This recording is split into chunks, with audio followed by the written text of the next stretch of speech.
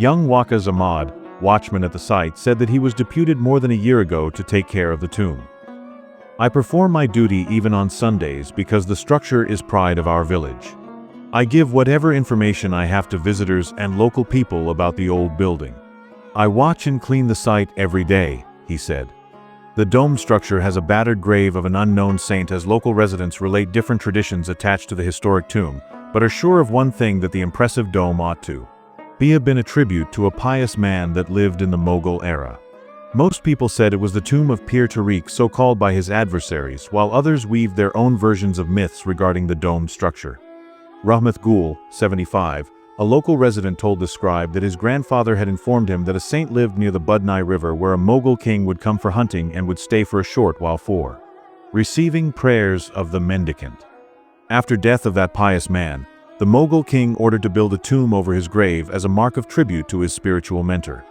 Though in official papers, the village is known by the name of Dalazak, but this particular location is called Gumbad Kili by its dwellers, he narrated.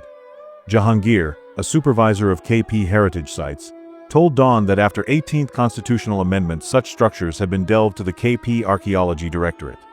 He said watchmen had been deputed on such buildings for protection, and he paid regular visits to oversee its condition. He said the KP Archaeology Department had already completed a survey to repair and renovate all such protected heritage sites. Iftikhar, another resident, said the local people didn't know much about the real story behind the Mughal-era building, but appealed to the authorities concerned to renovate and conserve the tomb and initiate a research work to bring to light as to who might be the person in the grave. Nawazuddin, spokesperson of KP Directorate of Archaeology, when contacted, told Dawn that Shah Qutab had built the said structure during the reign of Mughal King Jalaluddin Akbar, as it was obvious from its architectural style. He said Waziri red bricks had been used with 4 doors and a spiral staircase along its outside wall.